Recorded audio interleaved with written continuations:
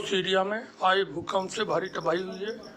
7.8 तीव्रता के इस भूकंप से तमाम जगहों पर कई सारे शहरों में तुर्की और सीरिया में जान और माल का भारी नुकसान हुआ है। तुर्की के आपदा प्रबंधन विभाग ने बताया कि दक्षिणी तुर्की के केरमान, मरआश प्रांत और बाजारी इलाका मुख्य रूप से भूकंप की चपेट में आया है।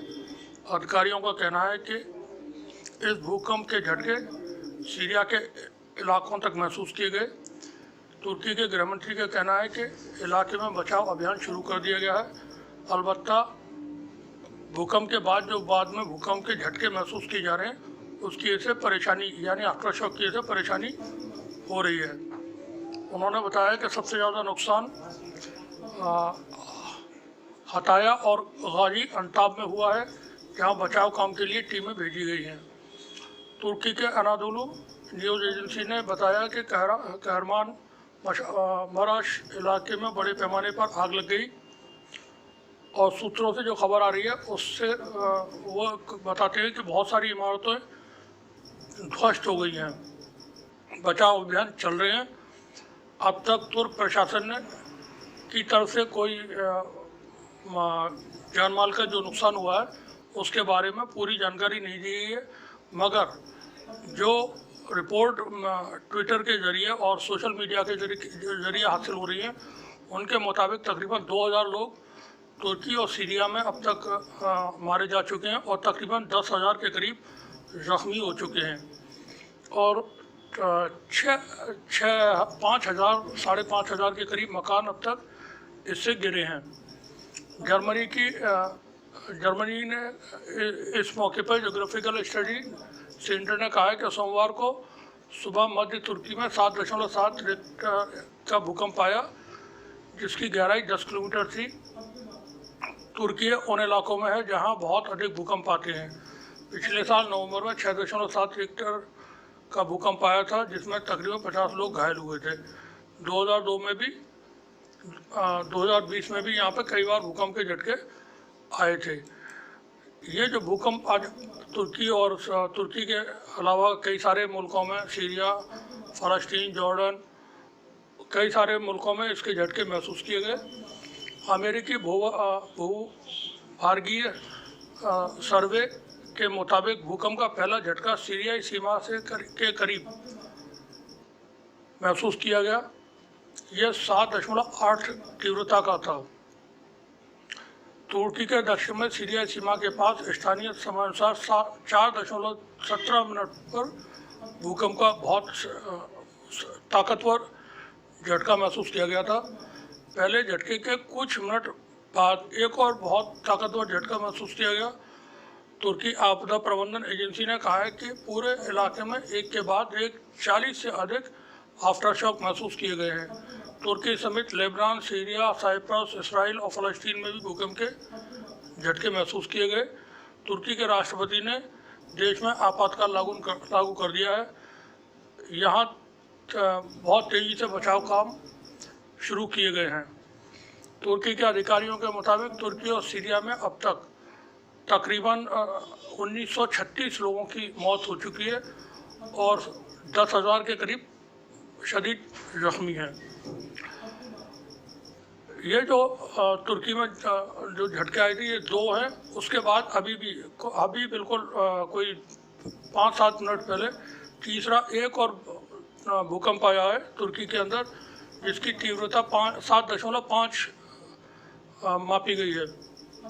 बता दें कि जो झटके सुबह से लगना शुरू हैं, बीती रात से लगना शुरू हैं, वो अभी वहाँ जारी हैं। बार बार बीच में हल्के झटके लग रहे हैं, जिसकी वजह से लोगों को राहत काम में जो कर रहे हैं उसमें परेशानी हो रही है। तुर्की के गृह मंत्री सुलेमान ने कहा है कि भूकंप का बड़ा असर देश के 10 बड़े शहरों पर हुआ है। तुर्की और उसके पड़ोसी सीरिया में भूकंप के कारण बहुत सारी मौतें हुई हैं। अधिकारियों का कहना है कि मौत का ये आंकड़ा तेज़ी से बढ़ रहा है। तुर्की के उपराष्ट्रपति ने कहा है कि देश में भूकंप के कारण मौतों का आंकड़ा और ज़्यादा बढ़ सकता है, जबकि घायलों की संख्या में भी इजाफा होने की उम्मीद है। सीरियाई स्वास्थ्य मंत्रालय ने कहा है कि अब तक यहाँ 237 लोगों के मरने और 600 से अधिक के घायल होने की खबर है। सीरिया के अपोलो, लाटकिया, हमा और टाटास्क में भूकंप के कारण भारी तबाही की खबरें हासिल हुई हैं। यहाँ पर बड़ी बड़ी इमारतें गिरने की भी खबर है। यूके स्थित सीरियाई ऑब्जर्वर ह्यूमन राइट्स ने कहा है कि सीरिया में भूकंप से 320 लोगों की अब तक जान जा चुकी है। सीरियाई राष्ट्रपति बशर ने सोमवार सवेरे आपातकालीन बैठक की और जो नुकसानात हुए उनका जायजा लिया। इस दौरान अमेरिका ने मदद के लिए पेशकश की है। अमेरिकी राष्ट्रपति जो बाइडेन ने इंटरनेशनल डेवलपमेंट एजेंसी से कहा है कि ये आकलन करने को कहा है कि ऐसे हालात में किस तरह की मदद पहुंचाई जाए। व्हाइट हाउस के राष्ट्रपति सलाहकार ने कहा है कि तुर्की और सीरिया में भूकंप से हुई तबाही से अमेरिका चिंतित है। उन्होंने लिखा कि मैं तुर्की में अधिकारियों के साथ संपर्क में हूँ। इस मौके पर हम हर तरह की मदद के लिए तैयार हैं। हम तुर्की में स्थिति पर नज़र बनाए हुए हैं। वहीं भारत के प्रधानमंत्री नरेंद्र मोदी ने भी तुर्की और सीरिया में आए भूकंपों पर अपना दुख जताया है। उन्होंने ट्विटर पर लिखा कि तुर्की में आए भूकंप के कारण हुई जानमाल की क्षति से दुख हुआ। शोक संलिप्त परिवारों को संतावना, घायल लोगों के जल्द स्वस्थ होने की कामना करता हूँ। भारत तुर्की के लोगों के साथ खड़ा है और हर संकट से उबरने में हर संभव मदद करने को तैयार है। इस मौके पर इसराइल के विदेश मंत्री ने भी इसराइल की तरफ से भी मदद की पेशकश की गई है। समाचार एजेंसी रॉयटर्स के मुताबिक इसराइल के रक्षा मंत्री ने कहा है कि जरूरत पड़ने पर राहत कार्यों में मदद के लिए उनके सैनिक तुरंत रवाना होने के तैयार हैं।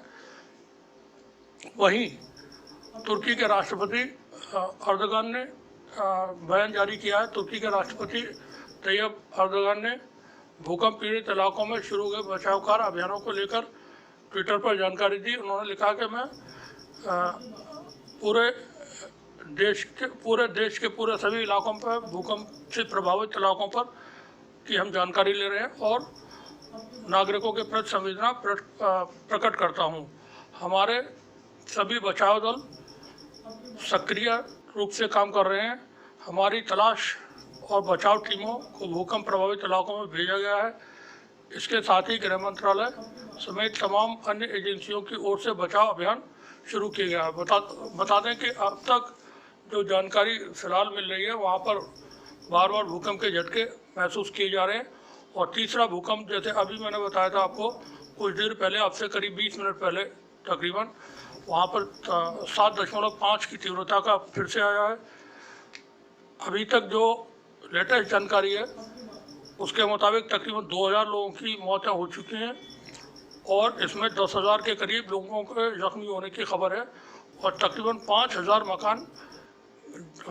मकानों को नुकसान हुआ है। कई जगहों पर आग लगी हुई है। बचाव काम जारी है। टर्किश जो सेना है वो भी इस काम में, बचाव के राहत कामों में जुट चुकी है। बने रहिए हमारे साथ, देखते रहिए TCN न्यूज़। शुक्रिया।